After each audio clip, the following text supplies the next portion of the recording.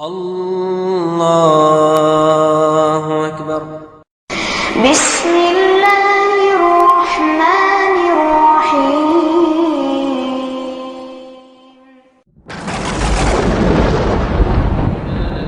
في رسول الله أسوة حسنة لقد كان لكم في رسول الله أسوة حسنة لمن كان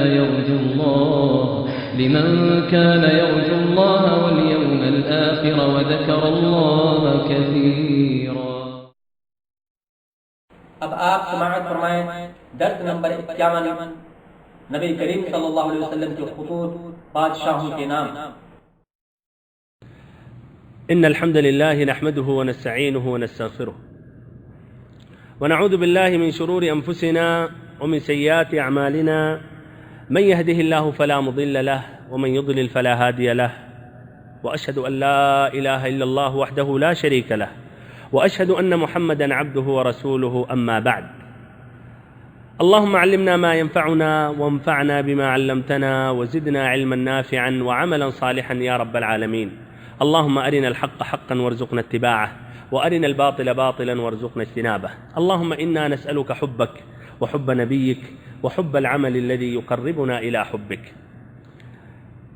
محترم بھائیوں، معزز ساتھیوں، عزیز بچوں اور ہماری ماؤں اور بہنوں، صلح حدیبیہ جس کو اللہ رب العزت نے فتح بلکہ فتح مبین سے ذکر کیا اور قرآن مجید میں مکمل ایک سورت نازل کی جو معروف و مشہور ہے سورۃ الفتح سے، اس فتح کی ایک بشارت یا اس فتح کی ایک پہلو جانب پر آج کے اس درس میں واضح ہوگا۔ صلح حدیبیہ کے بعد، اتفاق ہو جانے کے بعد کہ 10 سال تک اب مسلمانوں میں اور قریش کے درمیان لڑائی اور جنگ نہیں ہوگی، تو آپ صلی اللہ علیہ وسلم مکمل طور پر دعوت و تبلیغ کے لیے، دین اسلام کی دعوت کے لیے سرگرم ہو گئے۔ دین اسلام کی نشر و اشاعت کے لیے آپ صلی اللہ علیہ وسلم مکمل طور پر فارغ ہو گئے، اور دین اسلام کی دعوت جزیرہ عرب میں بلکہ خارج جزیرہ عرب میں پہنچنے کے لیے آپ نے پوری کوشش کی۔ اور اس سلسلے میں آپ صلی اللہ علیہ وسلم نے خطوط لکھا مختلف ملوک، بادشاہ اور امراء کے نام سے، اس لیے کہ بھائیو، یہ دین اسلام یہ صرف مسلمانوں کا یا عربوں کا دین نہیں ہے، یہ صرف مکہ اور مدینہ کے لیے محدود نہیں ہے، بلکہ تمام عالم، تمام لوگوں پر فرض ہے، تمام لوگوں کے لیے دین اسلام آیا ہے اور سب پر لازمی ہے کہ اسلام میں داخل ہو جائیں۔ رب العزت نے فرمایا وَمَا أَرْسَلْنَاكَ إِلَّا كَافَّةً لِلنَّاسِ، کہ اللہ کے نبی، ہم نے آپ صلی اللہ علیہ وسلم کو تمام لوگوں کے لیے، اے اللہ کے نبی، ہم نے آپ کو تمام لوگوں کے لیے رسول بنا کر بھیجا ہے۔ ایسے ہی فرمایا رب العزت نے قُلْ يَا أَيُّهَا النَّاسِ، کہ اے اللہ کے نبی آپ کہہ دیں کہ اے لوگو، نہیں کہا ہے مسلمانوں یا اے عربو، اے مکہ اور مدینہ والو، ایھا الناس، اے لوگو، انی رسول اللہ الیکم جمیعا، میں تم سبھی کے لیے رسول بنا کر بھیجا گیا ہوں اللہ تعالیٰ کی جانب سے۔ ایسے ہی فرمایا رب العزت نے وما ارسلناک الا رحمتا للعالمین، اے اللہ کے نبی، ہم نے آپ کو پورے جہانوں کے لیے، پوری دنیا والوں کے لیے رحمت بنا کر بھیجا۔ یہی رحمت للعالمین۔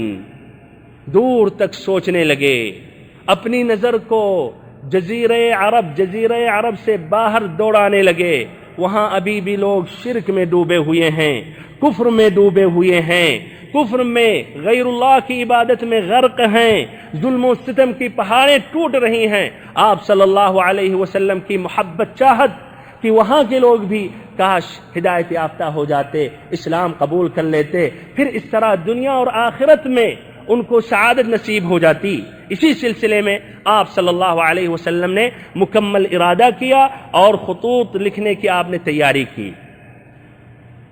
حدیبیہ سے واپس ہونے کے بعد آپ صلی اللہ علیہ وسلم جب مدینہ تشریف لائے، اواخر سن 6 ہجری میں آپ نے یہ ارادہ کیا خط لکھنے کا تو لوگوں نے کہا کہ اللہ کے نبی، وہ بادشاہ اور امراء آپ کے خطوط نہیں پڑھیں گے جب تک نہ اس پر مہر لگی ہو۔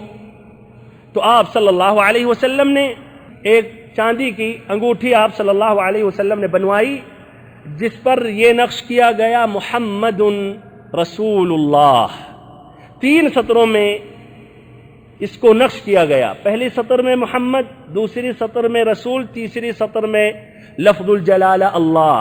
غور کریں، آپ نے یہاں سے نیچے سے شروع کیا، محمد رسول اللہ، تاکہ رب العزت کا نام اسم الجلالہ سب سے بلندی پہ رہے، پہلے رہے، اونچائی پر رہے۔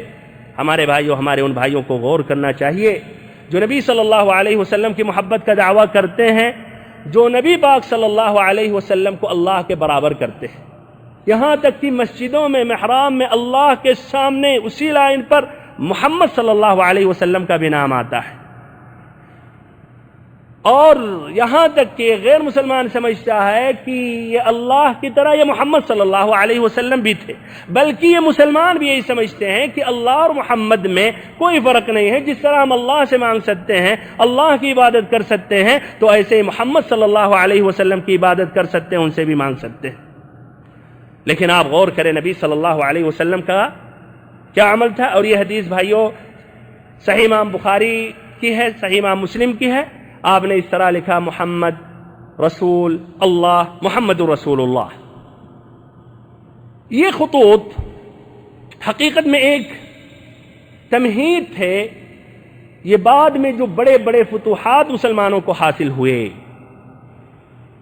فارس فتح ہوا، روم فتح ہوا، مصر، اندلس تک، اسپین تک مسلمان پہنچے، اور یہاں ہندوستان، پاکستان کا جو علاقہ ہے، سندھ، بلاد ما وراء النہرین، چائنا تک پہنچے۔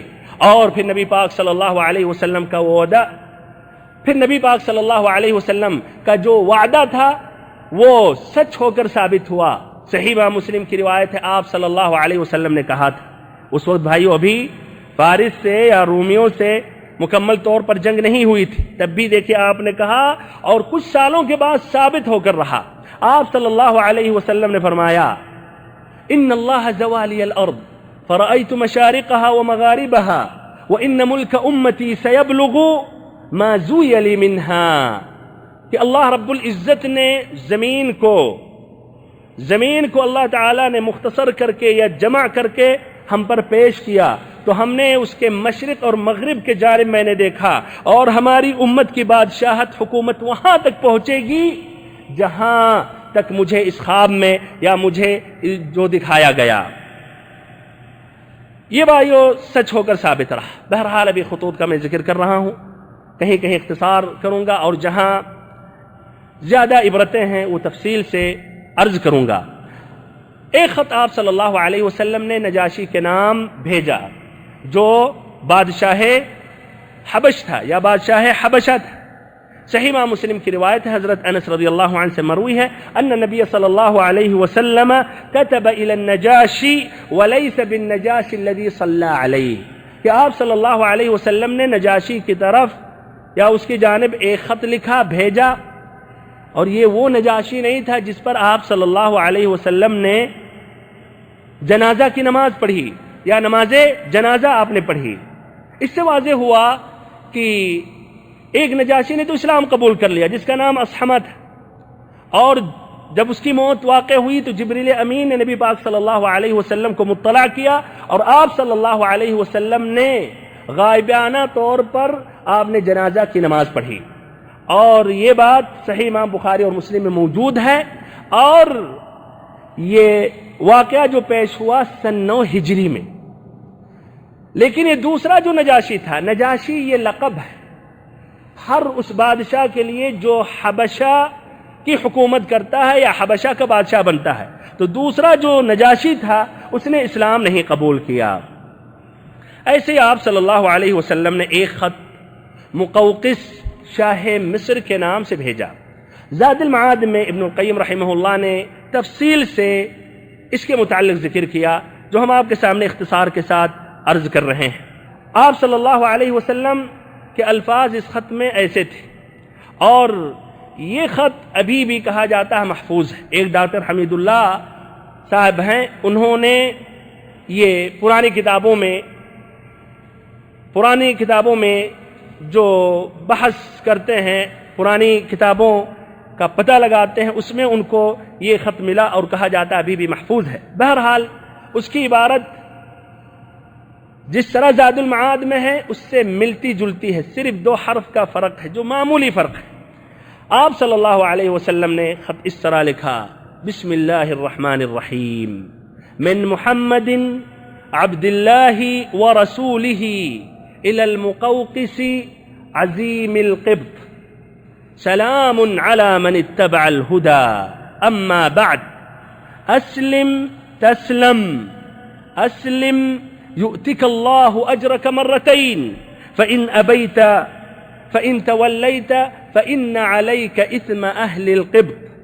يا أهل الكتاب تعالوا إلى كلمة سواء بيننا وبينكم ألا نعبد إلا الله ولا نشرك به شيئا ولا يتخذ بعضنا بعضا أربابا من دون الله، فإن تولوا فقولوا اشهدوا بأننا مسلمون.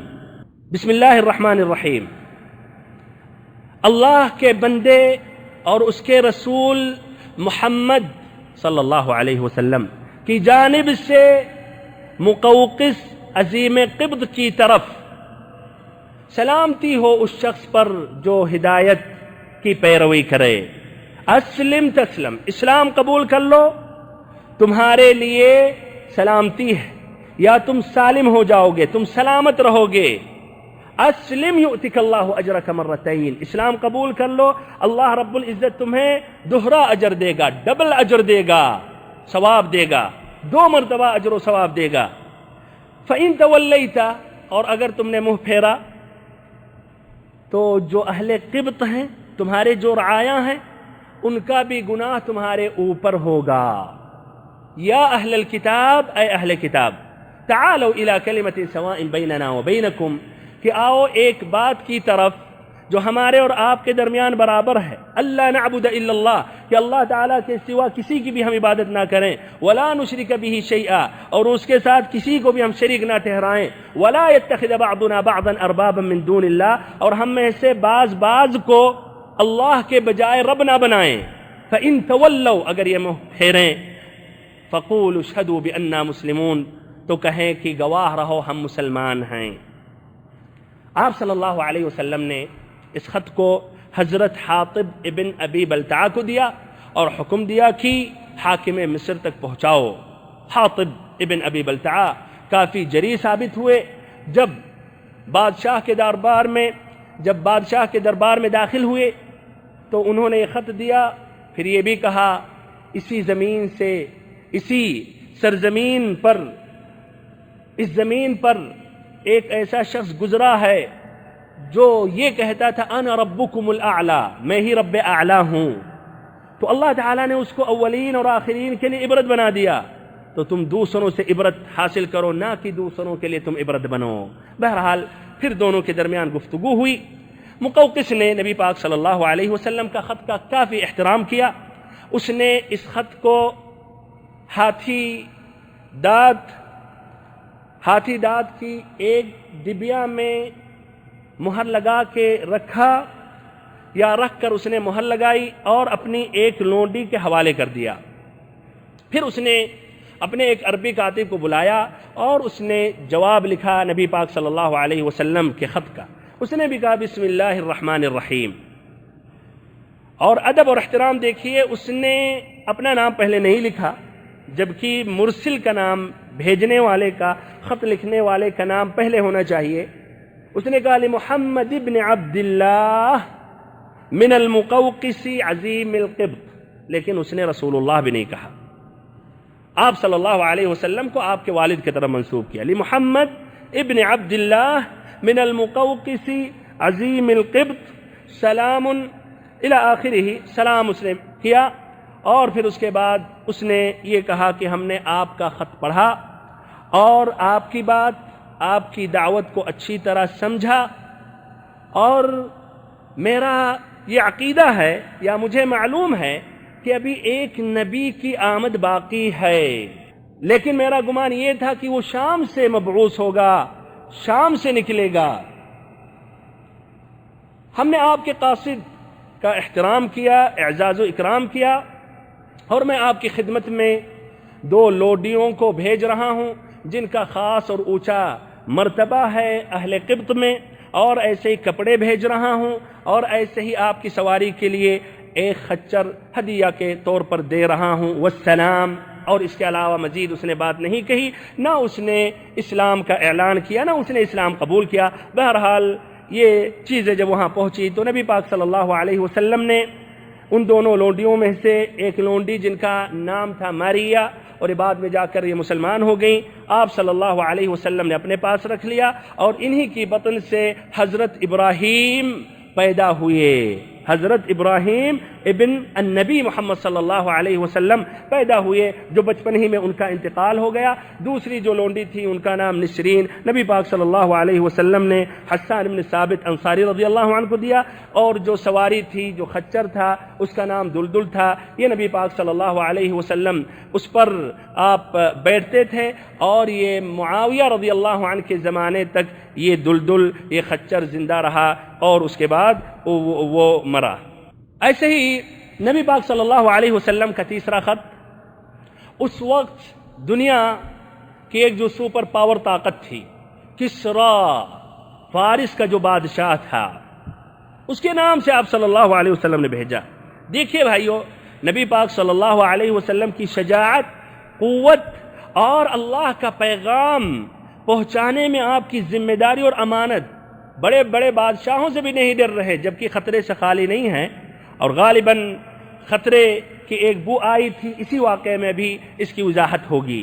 آپ صلی اللہ علیہ وسلم نے اس کے نام سے اس طرح ایک خط تحریر فرمایا: بسم اللہ الرحمن الرحیم من محمد رسول اللہ، اور بیہقی کی ایک روایت ہے دلائل النبوہ میں، من محمد عبد اللہ ورسولہ الى کسرا عظیم فارس، سلام علی من اتبع الہدى وآمن بالله ورسوله وشهد أن لا إله إلا الله وحده لا شريك له وأن محمدا عبده ورسوله وأدعوك بدعاية الإسلام فإني أنا رسول الله إلى الناس كافة لينذر من كان حيا ويحق القول على الكافرين فأسلم تسلم فإن أبيت فإن إثم المجوس عليك۔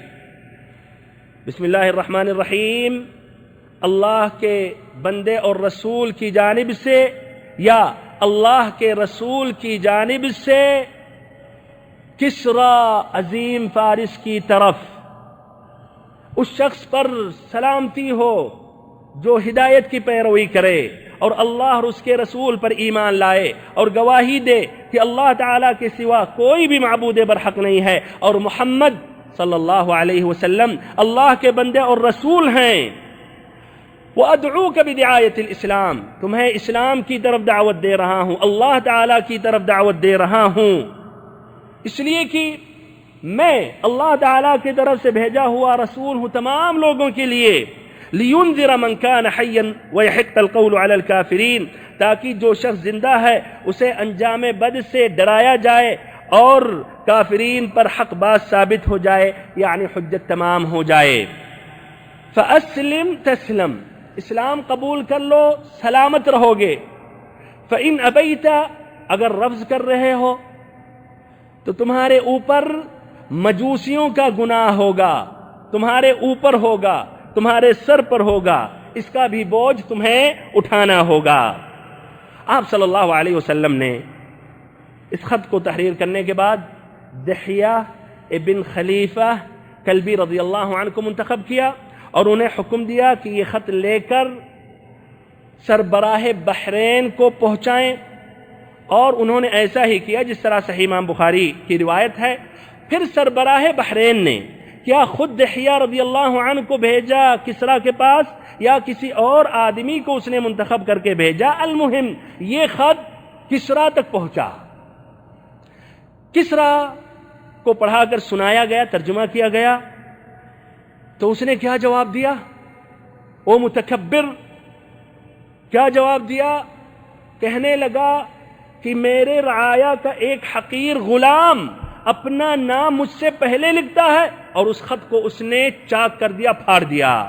نبی پاک صلی اللہ علیہ وسلم نے اس پر بددعا دی، مزق اللہ ملکہ، کہ اللہ رب العزت اس کی بادشاہت کو پارا پارا کر دے۔ رب العزت نے نبی پاک صلی اللہ علیہ وسلم کی اس دعا کو قبول کی۔ اس کی بادشاہت کو صرف پارا پارا رب العزت نے نہیں کیا، بلکہ اس کے پیٹ کو اسی کے بیٹے نے، اسی کے لڑکے نے پارا پارا کر دیا اور اس کو قتل کر دیا۔ اس کی وضاحت آ رہی آگے۔ بہرحال غصے میں کسریٰ نے ایک خط لکھا یمن کے گورنر کے نام سے، جو اس کی نیابت کرتا تھا یمن پر، اور اس کو حکم دیا کہ 2 مضبوط آدمیوں کو حجاز میں اس شخص کے پاس بھیجو اور اس کو ہمارے پاس حاضر کریں۔ باجان نے اس حکم پر عمل کیا، 2 طاقتور مضبوط قسم کے آدمیوں کو منتخب کیا اور حکم دیا کہ یہ خط لے کر اس شخص کے پاس پہنچو اور اس کو یہ حکم دو کہ کسریٰ تمہیں بلا رہا اور تم ہمارے ساتھ کسریٰ کے پاس چلو۔ وہ دونوں پہنچے، مدینہ داخل ہوئے، نبی پاک صلی اللہ علیہ وسلم کے سامنے کھڑے ہوئے۔ سبحان اللہ، نبی صلی اللہ علیہ وسلم کی عظمت اور ہیبت ان دونوں پر طاری ہو گئی، ان کے ہاتھ پیر کانپنے لگے۔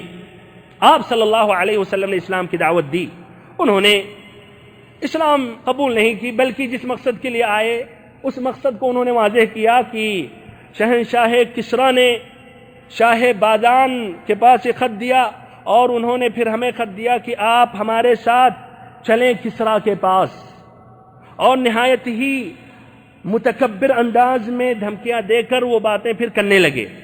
آپ صلی اللہ علیہ وسلم نے کہا کل ملاقات کریں گے، یعنی جاؤ آج کل ملاقات کریں گے۔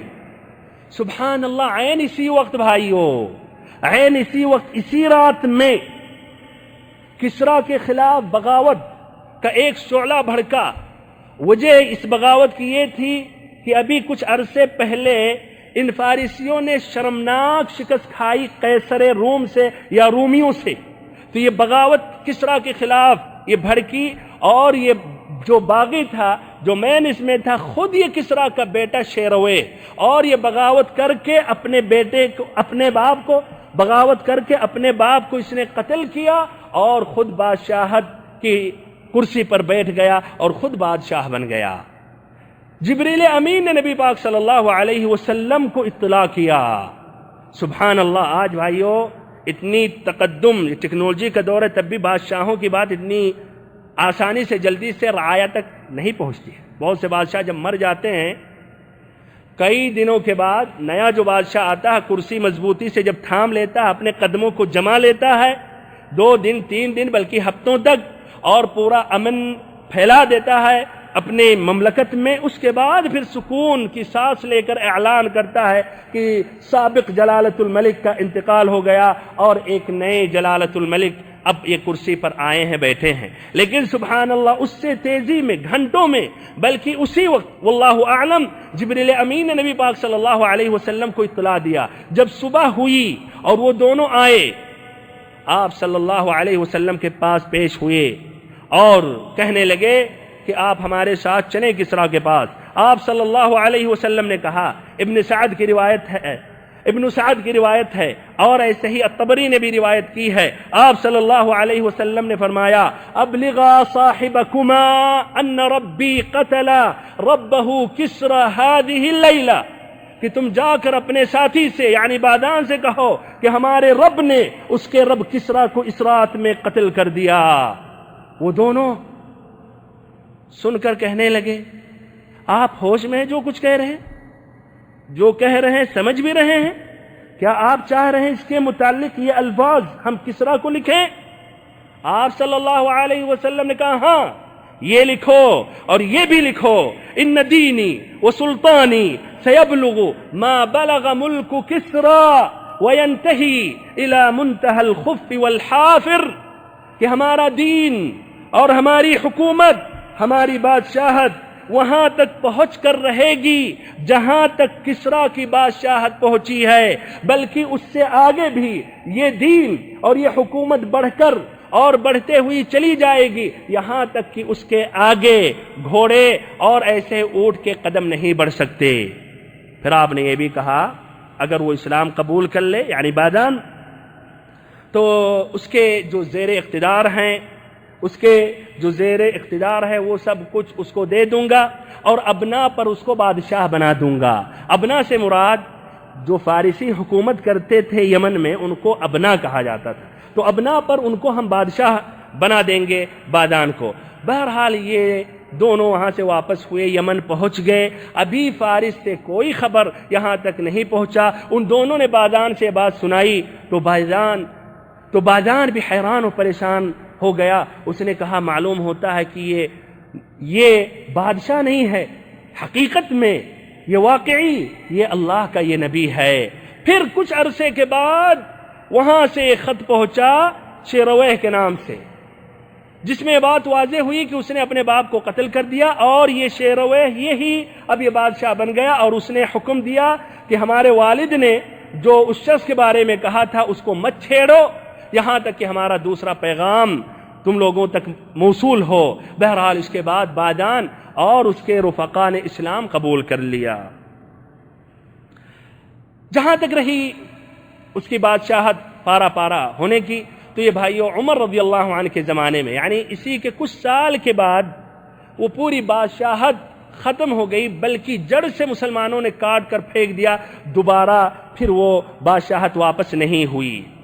اس کے بعد پھر آپ صلی اللہ علیہ وسلم کا چوتھا خط جو آپ نے شاہ روم کے نام سے بھیجا تھا، یہ سب سے زیادہ عبرتناک واقعہ ہے اور سب سے زیادہ تمام خطوط میں مستند ہے، اس لیے اس کی روایت امام بخاری امام مسلم نے کی ہے، اور اس خط کے بارے میں بھی کہا جاتا ہے ابھی بھی محفوظ ہے ترکیہ کے ایک متحف میں، لیکن بیچ میں کچھ پھٹا ہوا لیکن ابھی بھی پڑھا جا سکتا ہے۔ بہرحال صحیح امام بخاری کی یہ طویل روایت ہے جس میں یہ خط کا ذکر آیا ہے۔ آپ صلی اللہ علیہ وسلم نے ان الفاظ میں لکھا بسم اللہ الرحمن الرحیم من محمد عبد اللہ ورسولہ الى ہرقل عظیم الروم سلام علی من اتبع الہدى اما بعد اسلم تسلم يؤتك الله أجرك مرتين فإن أبيت فإن عليك إثم الأريسيين ويا أهل الكتاب تعالوا إلى كلمة سواء بيننا وبينكم ألا نعبد إلا الله ولا نشرك به شيئا ولا يتخذ بعضنا بعضا أربابا من دون الله فإن تولوا فقولوا اشهدوا بأننا مسلمون۔ بسم اللہ الرحمن الرحیم، اللہ کے بندے اور اس کے رسول محمد کی جانب سے ہرقل عظیم روم کی طرف اس شخص پر سلامتی ہو جو ہدایت کی پیروی کرے۔ اما بعد، اسلام قبول کر لو سلامت رہو گے، اور اگر منہ پھیر رہے ہو تو اریسیین یعنی رعایا کا بھی گناہ تمہارے اوپر ہوگا۔ وَيَا أَهْلَ الْكِتَابِ، قرآن مجید کی آیت کریمہ، وَيَا أَهْلَ الْكِتَابِ، اے اہل کتاب، اس بات کی طرف آؤ جو ہمارے اور تمہارے درمیان برابر ہے کہ اللہ تعالیٰ کے سوا کسی کی عبادت نہ کریں، اس کے ساتھ کسی کو شریک نہ ٹھہرائیں، اور ہم میں سے بعض کو اللہ کے بجائے دوسرے کو رب نہ بنائیں۔ اگر منہ پھیر رہے ہیں تو آپ کہیں کہ گواہ رہو ہم مسلمان ہیں۔ یہ خط آپ صلی اللہ علیہ وسلم نے حضرت دحیہ ابن خلیفہ کے ہاتھ بھیجا اور حکم دیا کہ عظیم بصرہ کے حوالے کر دو، اور عظیم بصرہ پھر وہ ہرقل تک پہنچا دے۔ دحیہ الکلبی رضی اللہ عنہ نے عظیم بصرہ تک پہنچایا، پھر اس نے وہاں سے پہنچا دیا ہرقل کے پاس۔ پھر اس کے بعد کیا ہوا، اس کی تفصیل سے روایت امام بخاری نے کی ہے، جس طرح کی ابھی میں نے ذکر کیا۔ ابو سفیان رضی اللہ عنہ سے جو اسلام لانے کے بعد انہوں نے واقعہ بتایا حضرت ابن عباس رضی اللہ عنہما کو کہ صلح کے بعد ابو سفیان چند تاجروں کے ساتھ شام میں موجود تھے جس وقت یہ خط موصول ہوا، اور اس وقت یہ ہرقل ایلیا بیت المقدس میں تھا، یعنی دارالحکومت حمص تھا، لیکن تب بھی حمص چھوڑ کر پیدل یہ ایلیا بیت المقدس گیا تھا۔ کیوں گیا تھا؟ اس لیے ابھی کچھ عرض سے پہلے بلکہ قریباً ہی جلدی ہی یہ رومیوں نے فتح حاصل کی تھی اور فارسیوں کو انہوں نے شکست پہنچائی تھی. تو سمجھیے شکر کرتے ہوئے اللہ رب العزت کا پیدل یہ بیت المقدس گیا تھا. وہاں موصول ہوا یہ خط. جب موصول ہوا تو اس نے اپنے لوگوں سے کہا کہ یہاں اگر عرب کے لوگ ہیں تو ان کو ہمارے پاس بلایا جائے. تو اس کے لوگ ادھر شہر میں گئے تو ابو سفیان کے ساتھ مکہ سے کچھ لوگ آئے تھے، ان کو لایا گیا اور اس طرح ہرقل کے دربار میں داخل کیا گیا. ہرقل نے پوچھا تم میں سے کون شخص سب سے زیادہ قریب النسب ہے اس شخص سے جو مدینہ میں ہے یا جو نبوت کا دعویٰ کر رہا ہے؟ ابو سفیان نے کہا میں. ہرقل نے کہا اس کو آگے بڑھایا جائے اور اس کے ساتھ جو لوگ ہیں ان کو بھی آگے بڑھایا جائے، لیکن ابو سفیان کے پیچھے بیٹھایا جائے. پھر ابو سفیان کو آگے بیٹھا کر اس نے کہا میں اس شخص سے کچھ سوالات کر رہا ہوں، اگر یہ جھوٹ بولے تو تم لوگ جھٹلا دینا. ابو سفیان نے کہا کہ مجھے اگر یہ خوف نہیں ہوتا اور مجھے بدنامی کا ڈر نہ ہوتا تو میں اس وقت ضرور جھوٹ بولتا نبی صلی اللہ علیہ وسلم کے متعلق، لیکن اس بدنامی کے ڈر کی وجہ سے کہ پیچھے سے لوگ جھٹلا دیں گے، سچ ہی سچ جواب انہوں نے دیا. بہرحال ہرقل نے سوالات شروع کیا. پہلا سوال اس نے کہا کہ اس شخص کا نسب تم لوگوں میں کیسا ہے؟ تو انہوں نے کہا ہوا فینا ذو نسب، کہ ان کا نسب ہمارے میں بہت ہی اونچا اور بلند ہے. پھر کہا اچھا یہ بات تم میں سے کسی شخص نے پہلے بھی کہی تھی؟ یہ دعوت جو دے رہا ہے کیا یہی دعوت تم میں سے کسی شخص نے دی تھی؟ تو ابو سفیان نے کہا نہیں. پھر ہرقل نے کہا اچھا اس کے آبا یا اجداد میں کوئی شخص بادشاہ بھی گزرا ہے؟ ابو سفیان نے کہا نہیں. پھر چوتھا سوال اس نے کہا اچھا تو بڑے لوگوں نے اس کی پیروی کی ہے یا غریب اور ایسے ہی کمزور لوگوں نے؟ تو ابو سفیان نے کہا کہ کمزوروں نے اس کی پیروی کی ہے. پھر سوال کیا یہ لوگ بڑھ رہے ہیں یا یہ لوگ گھٹ رہے ہیں؟ ابو سفیان نے کہا یہ لوگ بڑھ رہے ہیں. پھر اس نے چھٹا سوال کیا کہ اچھا اس کے دین میں داخل ہونے کے بعد کوئی ناراض ہو کر مرتد بھی ہو جاتا ہے؟ ابو سفیان نے کہا کہ نہیں. پھر اس کے بعد ساتواں سوال ہرقل نے کہا اچھا جس بات کی طرف دعوت دے رہا ہے، جس بات کی طرف تمہیں بلا رہا ہے، وہ بات کی طرف دعوت دینے سے پہلے کبھی تم لوگوں نے اسے جھوٹ بھی متہم کیا تھا؟ اسے جھوٹ سے متہم کیا تھا؟ کبھی ثابت ہوا کہ اس نے جھوٹ بولا؟ تو کہا کہ نہیں. پھر آٹھواں سوال کیا کیا وہ بدعہدی کرتا ہے؟ ابو سفیان کو یہاں بس ایک چانس مل گیا، ایک مشکوک بات کہنے کا ایک موقع مل گیا، اسی لیے انہوں نے اپنی بات گھسیڑ دی اس میں. کہا کہ نہیں، لیکن ہم اس کے ساتھ ایک صلح کی مدت گزار رہے ہیں، اللہ ہی جانے وہ کیا اس میں کرتا ہے. بہرحال اس کے بعد ہرقل نے کہا کیا تم لوگوں نے اس سے جنگ کی ہے؟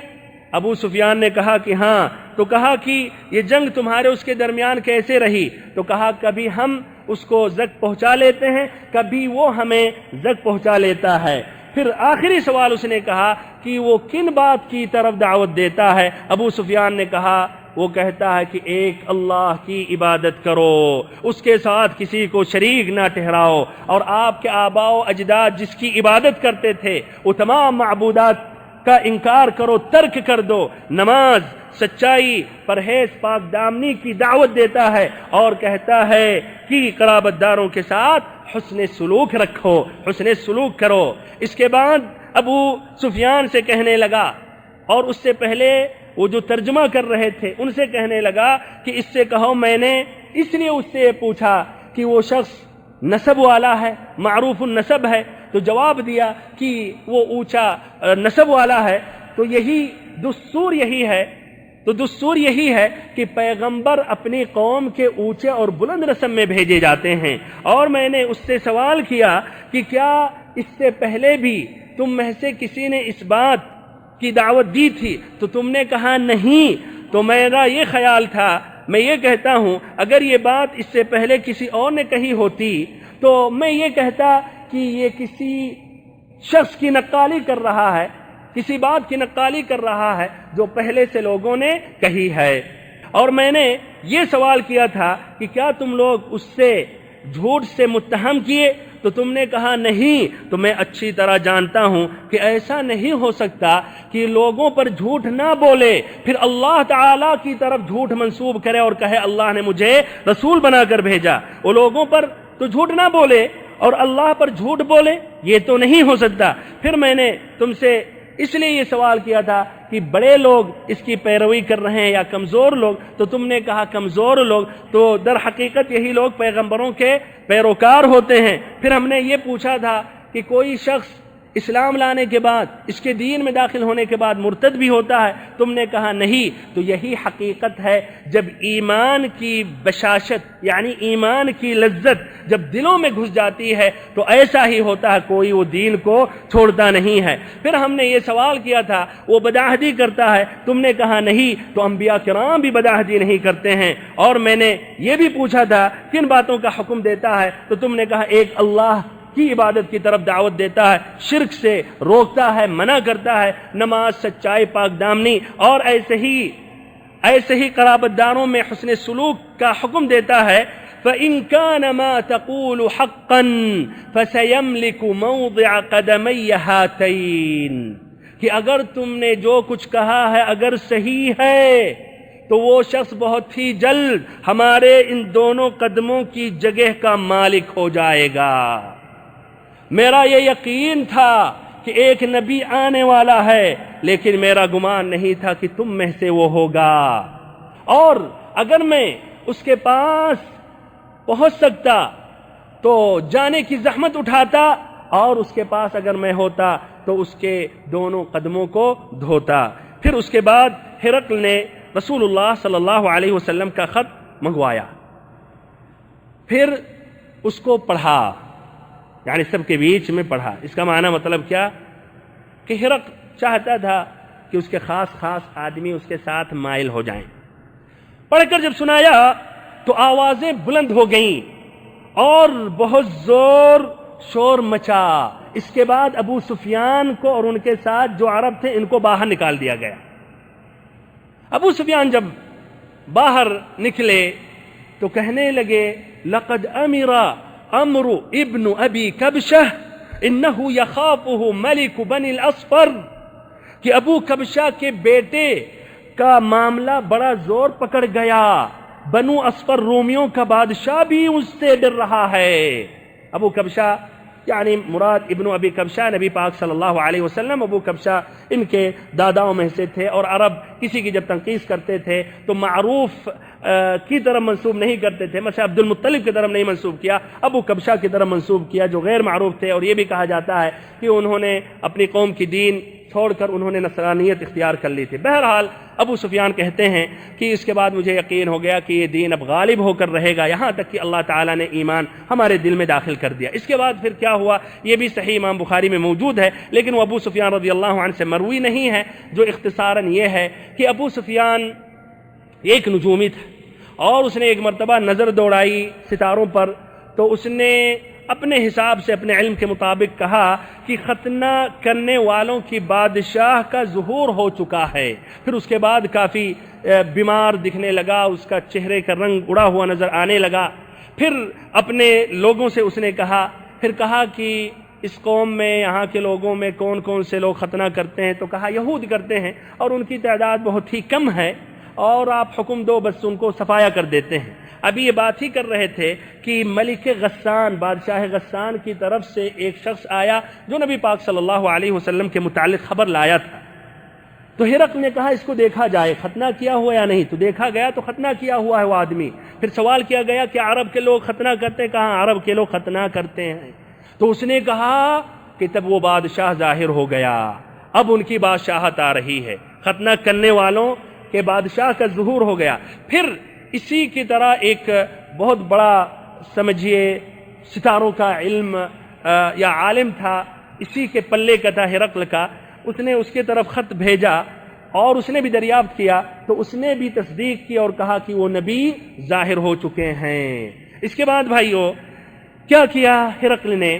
اس وقت یہ ہرقل واپس آ گیا تھا حمص اپنے دارالحکومت میں، اپنے قصر کا محل کا دروازہ بند کیا اور اپنے خاص خاص آدمیوں کو قریب کیا اور پھر کہنے لگا یا معشر الروم هل لكم في الفلاح والرشد وان يثبت ملككم فتبايعوا هذا النبي کہ اے معشر روم، کیا تم لوگ فلاح و رشد چاہتے ہو؟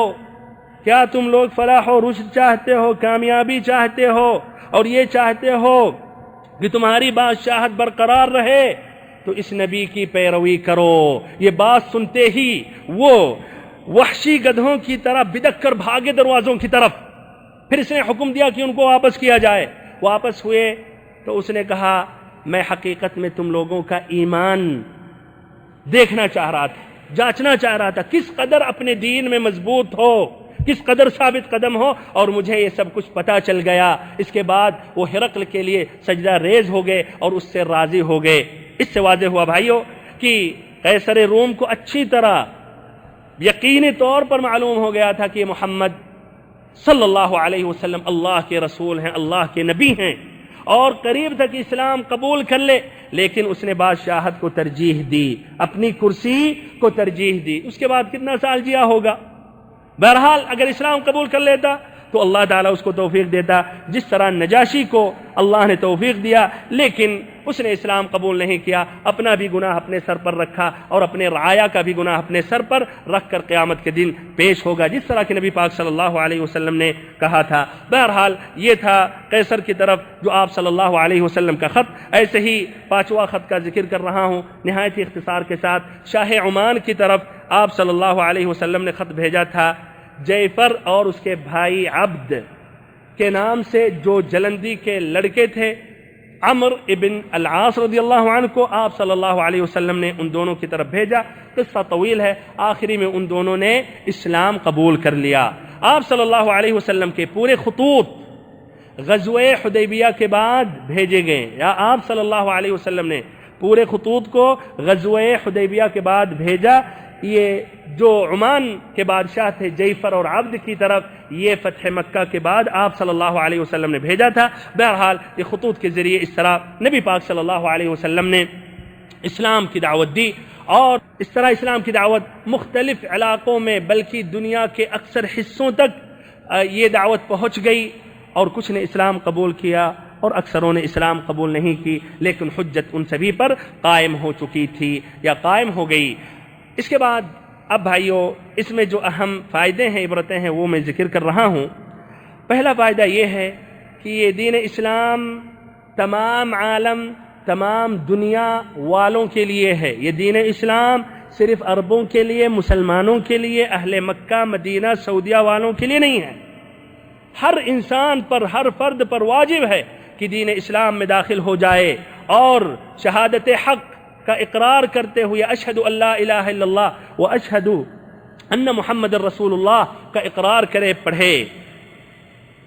ایسے ہی اس سے واضح طور پر رد ثابت ہوتا ہے جو کہتے ہیں نبی پاک صلی اللہ علیہ وسلم تو رسول ہیں، لیکن ان کی رسالت صرف عربوں تک محدود ہے۔ یہ بھائیوں ان کی اس کے ذریعے تردید ہو رہی ہے۔ اگر یہ بات ہوتی تو آپ صلی اللہ علیہ وسلم فارس، قیصر، ایسے مقوقس، ان تمام بادشاہوں کے پاس آپ خط نہیں بھیجتے۔ اور بھائیوں یہ اختصار کے ساتھ یہ خطوط کا ذکر کیا گیا، آپ صلی اللہ علیہ وسلم نے اس کے علاوہ اور بھی مختلف امراء اور بادشاہوں کی طرف آپ نے خط بھیجا تھا۔ دوسرا فائدہ یہ ہے کہ جب نبی پاک صلی اللہ علیہ وسلم نے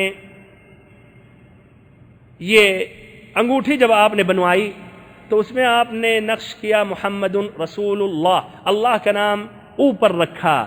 اس سے واضح ہو رہا کہ نبی پاک صلی اللہ علیہ وسلم اللہ کی تعظیم کرتے تھے اور اللہ کے ساتھ اپنے نام کو نہیں لکھتے تھے۔ تو ہمیں بھی نبی پاک صلی اللہ علیہ وسلم کی اقتداء کرتے ہوئے اللہ کی تعظیم کرنی چاہیے، اور پھر اللہ کی تعظیم کے بعد نبی صلی اللہ علیہ وسلم کی تعظیم اور نبی صلی اللہ علیہ وسلم سے محبت کرنی چاہیے، نہ کہ دونوں کو برابر کر دینا چاہیے، نہ کہ دونوں کو برابر کرنا چاہیے۔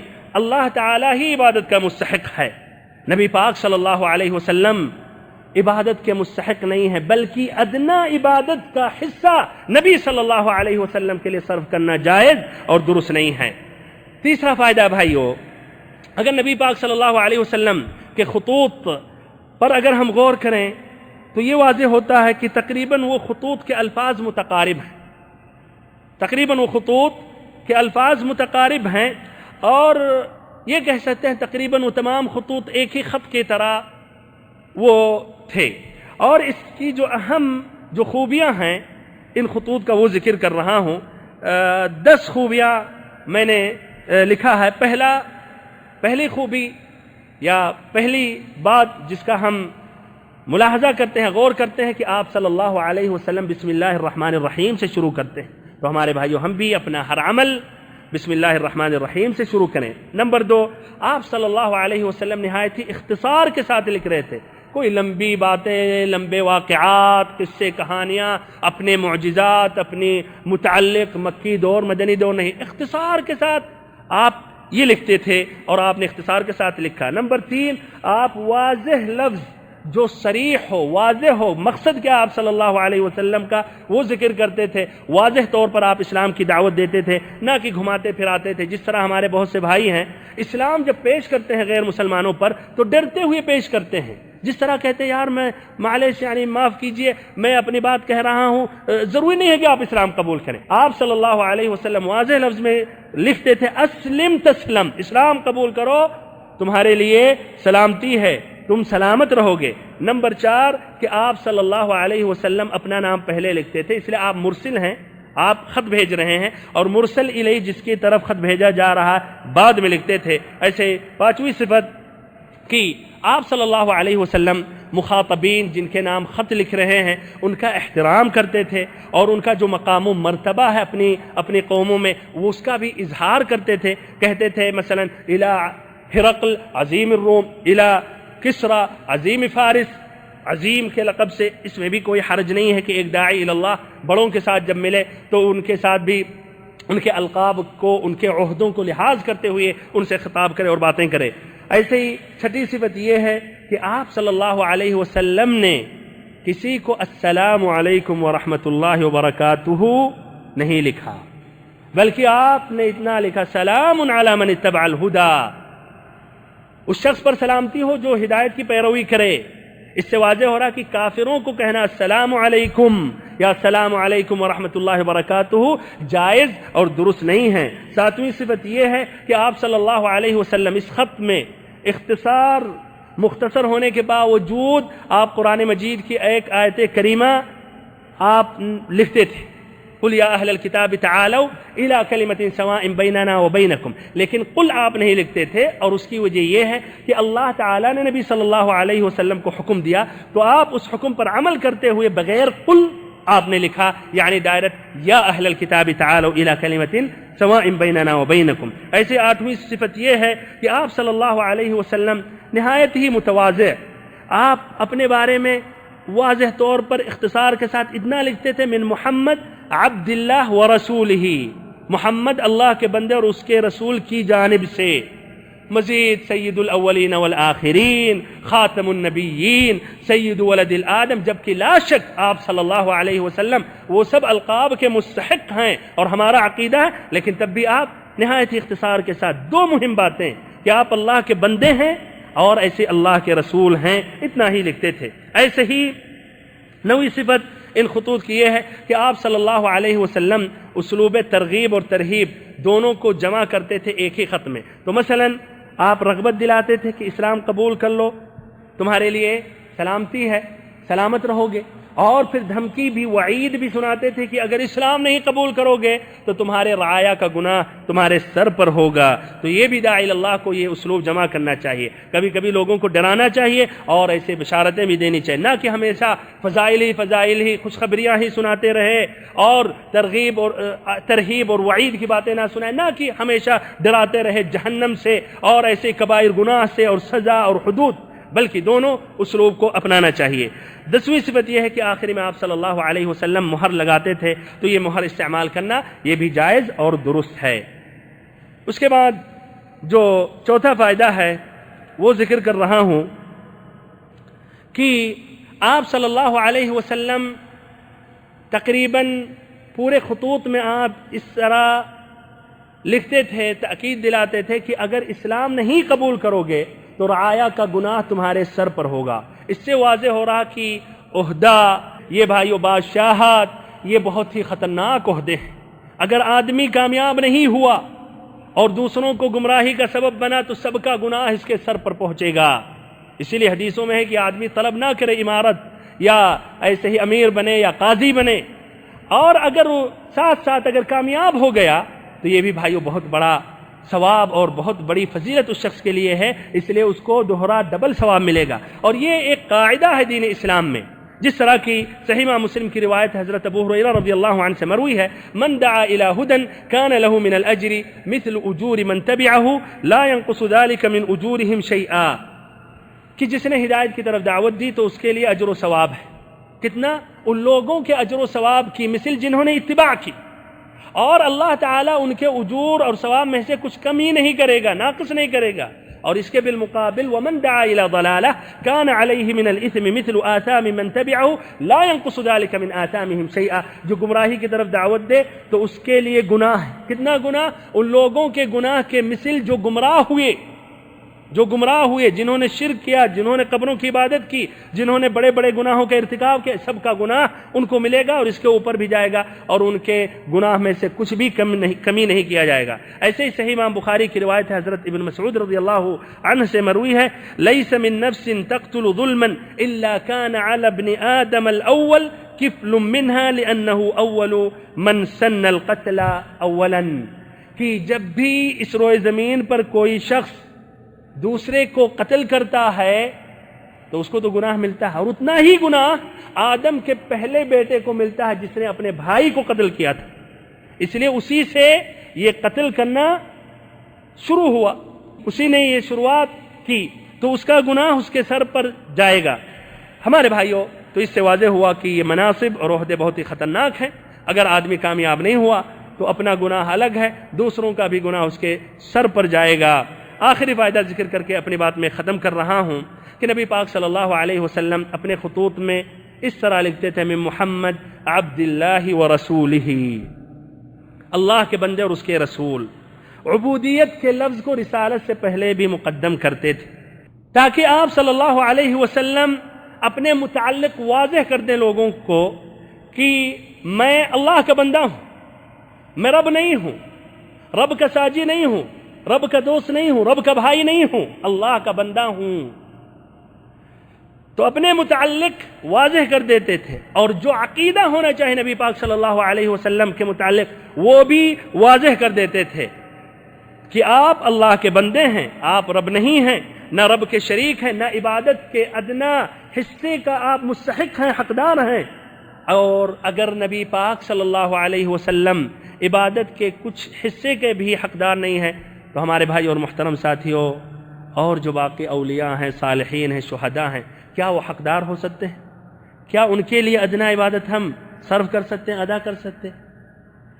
بہرحال اللہ تعالیٰ نے قرآن مجید میں اشرف المقامات پر جہاں نبی پاک صلی اللہ علیہ وسلم کا مقام و مرتبہ ظاہر کیا، بلند کیا، وہاں عبد کے لفظ سے پکارا۔ مقام التنزیل، قرآن مجید کے نزول کے متعلق اللہ تعالیٰ نے 2 سورتوں کی ابتدا کی اور اس میں کہا ہم نے اپنے بندے پر نازل کیا۔ سورۃ الکہف، الحمدللہ الذی انزل علی عبدہ الکتاب، الحمدللہ الذی انزل علی عبدہ الکتاب ولم یجعل لہ عوجا۔ تمام قسم کی تعریفیں اس رب العزت کے لیے جس نے اپنے بندے پر قرآن نازل کیا، علی عبدہ۔ ایسے ہی فرمایا سورۃ الفرقان میں، تبارک الذی نزل الفرقان علی عبدہ لیکون للعالمین نذیرا۔ وہ برکت والا ہے جس نے فرقان قرآن اپنے بندے پر نازل کیا۔ ایسے ہی اسراء کے وقت اللہ تعالیٰ نے فرمایا، سبحان الذي أسرى بعبده ليلا من المسجد الحرام إلى المسجد الأقصى الذي باركنا حوله لنريه من آياتنا۔ من المسجد الحرام إلى المسجد الأقصى الذي باركنا حوله لنريه من آياتنا إنه هو السميع البصير سبحان الذي أسرى بعبده. اور رب العزت ہر عیب سے پاک ہے جس نے اپنے بندے کی سیر کرائی مسجد حرام سے بیت المقدس تک رات میں. عبدہی کا لفظ استعمال کیا. ایسے ہی معراج کے وقت اللہ تعالیٰ نے فرمایا ثم دنا فتدلى فكان قاب قوسين أو أدنى فأوحى إلى عبده ما أوحى. اللہ رب العزت نے پھر اپنے بندے پر وحی کی جو کچھ رب العزت نے وحی کرنا چاہا یا جو کچھ اللہ نے وحی کی. ایسے ہی جب عربوں سے رب العزت نے چیلنج کیا کہ اگر یہ قرآن نبی پاک صلی اللہ علیہ وسلم کا کلام ہے یا اس کے بارے میں شک کر رہے ہو تو تم بھی لاؤ, تو فرمایا رب العزت نے سورۃ البقرہ میں وَإِن كُنتُمْ فِي رَيْبٍ مِّمَّا نَزَّلْنَا عَلَىٰ عَبْدِنَا فَأْتُوا بِسُورَةٍ مِّن مِّثْلِهِ وَادْعُوا شُهَدَاءَكُم مِّن دُونِ اللَّهِ إِن كُنتُمْ صَادِقِينَ. وَإِن كُنتُمْ فِي رَيْبٍ مِّمَّا نَزَّلْنَا عَلَىٰ عَبْدِنَا کہ ہم نے جو اپنے بندے پر نازل کیا اگر اس کے بارے میں شک میں ہو تو تم بھی ایک صورت لاؤ. بہرحال ان مقامات پر جہاں نبی پاک صلی اللہ علیہ وسلم کا مقام رب العزت بلند کرنا چاہتا ہے, واضح کرنا چاہتا, وہاں رسول ہی کا لفظ استعمال نہیں کیا. کیوں؟ اس لیے کہ بھائیو یہ واضح ہے. جو رسالت کا انکار کرے وہ بدبخت, وہ ملعون, کافر, حاقد, حاسد ہو سکتا ہے, یہ بات واضح ہے. لیکن اس میں زیادہ ممکن ہے کہ کچھ لوگ محبت میں غلو کر بیٹھیں. اسی لیے تاکید دلا رہا رب العزت کہ محمد صلی اللہ علیہ وسلم سے محبت کرو, ان کی تعظیم کرو, لیکن یاد رکھو اللہ تعالیٰ کے برابر نہیں ہیں, اللہ کے مرتبے پہ نہیں ہیں, اللہ کے وہ بھی بندے ہیں. اور اگر محمد صلی اللہ علیہ وسلم اللہ کے بندے ہیں تو باقی تمام انبیاء کرام, تمام اولیاء اللہ, تمام شہداء, صالحین, یہ سبھی کے سب بدرجہ اولا اللہ کے بندے ہیں. اسی لیے آپ صلی اللہ علیہ وسلم نے کہا, اور یہ حدیث صحیح امام بخاری کی ہے, عمر رضی اللہ عنہ سے مروی ہے, لا تطرونی کما اطرت النصارى عیسی ابن مریم او ابن مریم انما انا عبد فقولوا عبد اللہ ورسولہ. کہ ہمارے متعلق اطراء مت کرو, حد سے تجاوز مت کرو, غلو مت کرو, جس طرح کی عیسائیوں نے عیسیٰ علیہ السلام کے متعلق غلو کیا. کیا انہوں نے کہا؟ اللہ کے بیٹے تھے. اور ہمارے بہت سے مسلمان کہتے ہیں محمد صلی اللہ علیہ وسلم اللہ کے بھائی ہیں. ہاں ہو سکتا ہے واضح طور پر نہ کہیں, لیکن ان کا مفہوم کا یہی خلاصہ ہوتا ہے کہ وہ اللہ کے بھائی تھے. اللہ سے مانگ سکتے ہیں, نبی صلی اللہ علیہ وسلم سے مانگ سکتے ہیں. اللہ تعالیٰ ہر جگہ اپنے علم سے موجود ہے. نبی پاک صلی اللہ علیہ وسلم حاضر ناظر ہیں. نبی پاک صلی اللہ علیہ وسلم بھی علم الغیب جانتے, جبکہ اللہ تعالیٰ کی یہ خصوصیت ہے, کہتے نہیں نبی پاک صلی اللہ علیہ وسلم بھی علم الغیب جانتے تھے. اور پھر ایسے ہی اس کے علاوہ اور بھی کہ جہاں بھی پکارے گئے محمد صلی اللہ علیہ وسلم وہاں حاضر ہو گئے. بلکہ کچھ لوگوں نے اللہ کی تنقیص کی نبی پاک صلی اللہ علیہ وسلم کی محبت ظاہر کرنے میں, یہاں تک کہا انہوں نے اللہ کے پلے میں وحدت کے سوا کیا ہے, جو لینا ہے لے لیں گے ہم پیارے محمد سے. بہرحال ہمارے بھائیوں, من محمد عبداللہ اس لفظ سے ان غلو کرنے والوں پر رد ہے. آپ صلی اللہ علیہ وسلم نے کہا لا تطرونی کما اطرت النصارى ابن مریم, لا تطرونی کما اطرت النصارى ابن مریم, ہمارے متعلق غلو مت کرو, حد سے تجاوز نہ کرو, حد سے آگے نہ بڑھو, جس طرح کی عیسائیوں نے عیسیٰ علیہ السلام کے متعلق اطراء اور غلو کیا.